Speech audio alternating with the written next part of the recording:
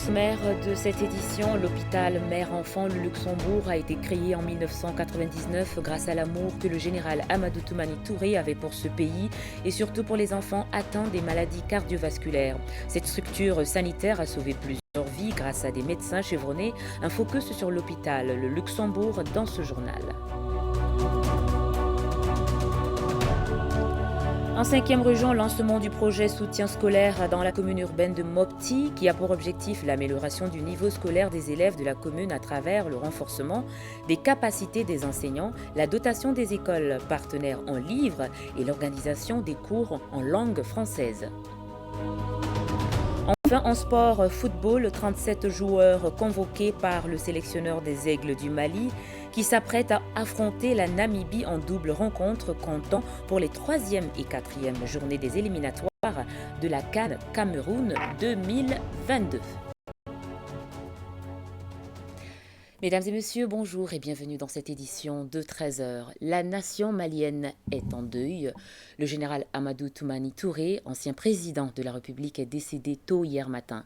Le décès est survenu en Turquie suite à une maladie cardiovasculaire à l'âge de 72 ans.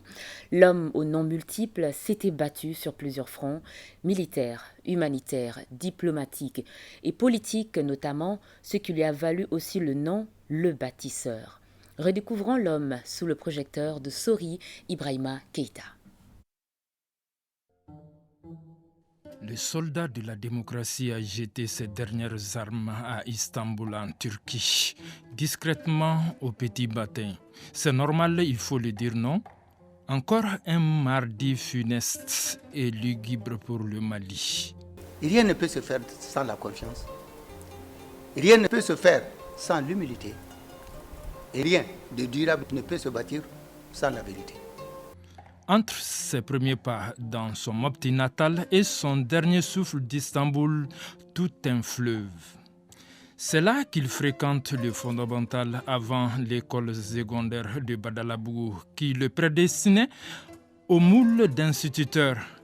Mais lui-même opte pour les armes. Il entre à l'école militaire interarmes de Kati et intègre l'armée. Le voilà au corps des commandos parachutistes dont il devient commandant en 1984. Surgissent les événements de janvier-mars 91. Le malheur d'un général pouvant quelquefois faire le bonheur d'un lieutenant-colonel, Amadou Toumani Touré se trouve au bon endroit et au bon moment pour balayer la révolution de mars aidant.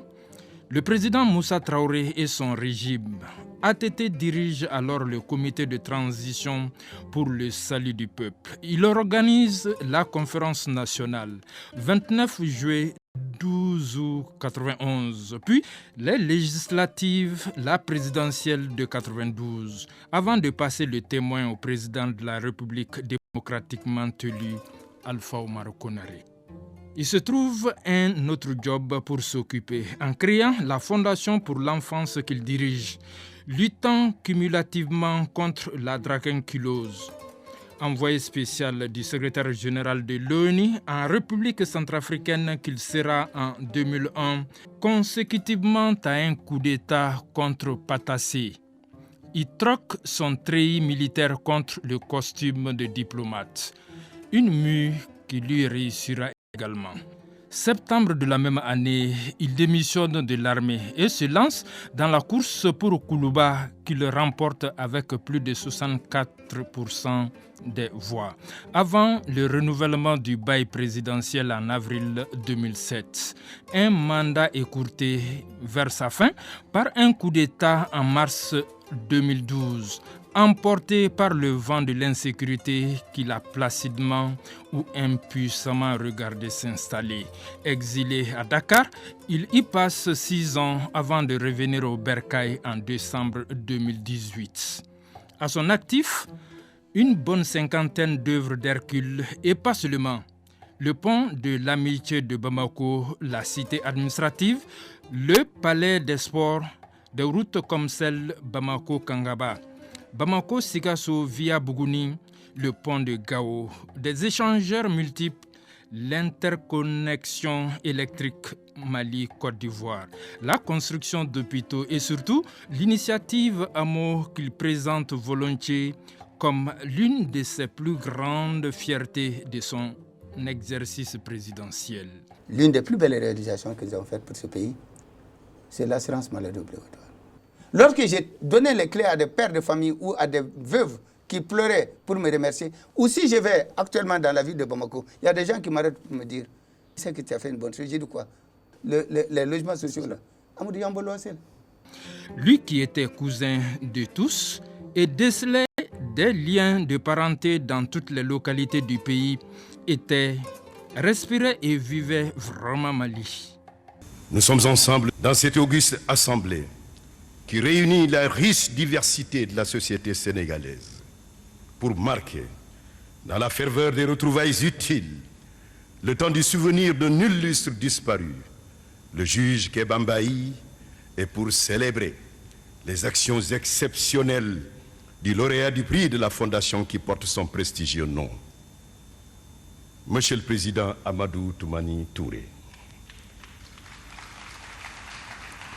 vous avez décidé, en coordination avec les forces de progrès de votre pays et les associations et organisations du mouvement démocratique, de répondre à l'appel pressant d'un peuple en détresse. Ce jour, la révolution démocratique du peuple malien a triomphé. Vous vous êtes attelé à la tâche pour réussir une transition exemplaire qui satisfasse les aspirations légitimes du peuple malien. Quelle prouesse! Né le 4 novembre 1948, son père Toumani Touré l'avait baptisé Amadou. Ses fonctions présidentielles retiennent Amadou Toumani Touré, ses amis enfants ATT. Sa tendance linguistique lui colle à la peau, il faut le dire non, mais celle de ses réalisations présidentielles est incontestablement le bâtisseur. Preuve par l'initiative ATT Bougou, qui sonnera encore longtemps comme un gong du Mali de Modibo Keïta dans les oreilles de ses concitoyens. Eh bien, Sory Ibrahima Keïta, que le bâtisseur dorme en paix. Nous continuons toujours avec le général Amadou Toumani Touré, qui a toute sa vie éprouvé un amour propre pour les enfants, surtout ceux atteints des maladies cardiovasculaires. C'est ainsi qu'est né en 1999 l'hôpital Mère-Enfant le Luxembourg. Cette structure sanitaire dite miraculeuse a sauvé plusieurs vies grâce à des médecins chevronnés. Amadou Toumani Touré y a d'ailleurs séjourné il y a quelques jours dans l'unité de cathétérisme cardiaque où il a subi une opération avec succès avant d'aller en Turquie. Aujourd'hui, l'émoi se lit sur tous les visages à l'hôpital qui s'était réveillé hier matin avec une triste nouvelle, nous dit papa Moussa Haïdara. Le deuil est durement ressenti à l'hôpital Mère-Enfant le Luxembourg. Cette structure sanitaire est l'une des réalisations phares du président Amadou Toumani Touré. Depuis l'annonce de son décès, plus de la moitié du personnel sanitaire a préféré rester à la maison pour exprimer leur désolation. Nous nous sommes réveillés brutalement ce matin très tôt avec cette triste nouvelle comme quoi notre père spirituel, le général ATT, n'est plus. Et nous sommes très très choqués. C'est un service minimum qui est assuré, mais le travail se fait comme habituellement, mais en service réduit. La pilule du jour est dure à avaler pour les patients, surtout ceux admis au service de chirurgie cardiovasculaire. Ngolo Mariko a été opéré du cœur avec succès il y a une semaine. Il reste stupéfait face à la mauvaise nouvelle.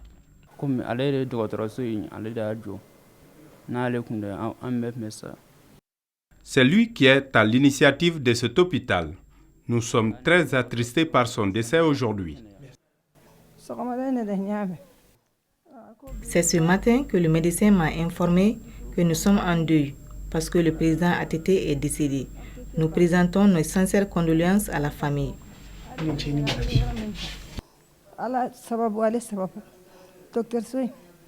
Le combat du président ATT était la prise en charge des enfants malades du cœur et les patients atteints d'autres pathologies trop complexes pour pouvoir être traités à domicile ou dans un cabinet médical.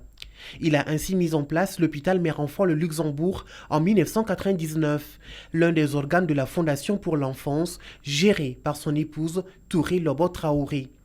Il y a 2 ans, la structure a mené avec succès 200 opérations cardiovasculaires. Le président ATT a été un très grand président. Il a posé des actes qui resteront mémorables pour l'ensemble du peuple malien. Surtout les enfants malades du cœur, ça c'était vraiment un défi majeur parce que la chirurgie cardiaque est une chirurgie de très haut niveau, très sensible, budgétivore. Donc c'était beaucoup plus facile de créer les structures sur place parce que grâce à un don d'une dame, Madame Festock, sur l'initiative du couple avant le décès du mari, on voulait appuyer la chaîne de l'espoir. Pour concrétiser le reste de son projet, Amadou Toumani Touré a inauguré le 14 février 2020 l'unité de cathétérisme cardiaque et d'hémodialyse grâce à la participation du ministère de la Coopération de Monaco. Justement, c'est dans ce service qu'il a subi une opération avec succès il y a 20 jours avant d'aller en Turquie. Il était d'ailleurs le 222e patient. Et ce centre lui a permis de vivre des jours supplémentaires. Il souffrait en ce moment précis d'une thrombose de stent, c'est-à-dire qu'il avait un petit ressort quelque part qui ouvrait l'artère et ce ressort a pris un caillot de sang, il fallait l'ouvrir de toute urgence. C'est à ce niveau que nous sommes intervenus. Je ne veux pas épiloguer là-dessus parce qu'il s'agit de la maladie d'un homme, fut-il le président de la République. Donc nous sommes intervenus ici avec succès pour lui venir en aide dans un moment critique. Et tout s'est très bien passé et nous avons bénéficié des remerciements et des félicitations du président de la République parce que n'eût été ce centre-là, ce jour-là, les choses allaient être très difficiles. Ça s'est passé il y a une vingtaine de jours. Le président a retrouvé une santé acceptable. Il est rentré à domicile. Il n'a pas passé la nuit ici. Et il est parti en Turquie pour toute autre chose. Et malheureusement, c'était des pathologies qu'il avait depuis un certain temps et pour lesquelles il était soigné également. Et chacun, Dieu a voulu que ça soit en Turquie qu'il perde la vie. Comme une prémonition, Amadou Toumani Touré a toujours mené un combat contre la maladie du cœur, ne sachant pas qu'il perdra son dernier combat face à cette pathologie. Surtout en cette date du 10 novembre 2020, qui coïncide avec un jour près à la date d'inauguration de l'hôpital Mère-Enfant le Luxembourg, le 11 novembre 1999. Dans l'un de ses derniers discours, ATT disait « Plutôt que de maudire l'obscurité, il faut allumer une bougie. Nous venons encore d'allumer une bougie, sachons entretenir la flamme. » Nous pensons que nous allons entretenir ce centre pour sa mémoire et qu'il puisse servir à l'ensemble du peuple malien.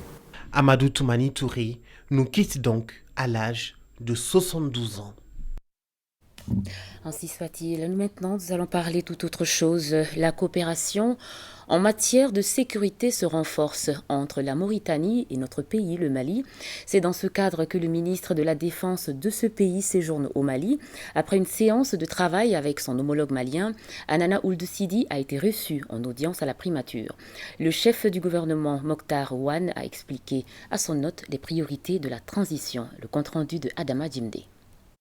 La délégation mauritanienne conduite par son ministre de la Défense nationale, Anana Ould Sidi, est venue échanger avec les autorités de la transition sur les questions que les deux pays ont en partage. Je suis venu d'abord rendre visite de courtoisie au Premier ministre pour l'écouter sur les priorités de la transition et pour lui dire, faire un compte-rendu de discussion que j'ai eu ce matin avec mon homologue de la Défense et des anciens combattants.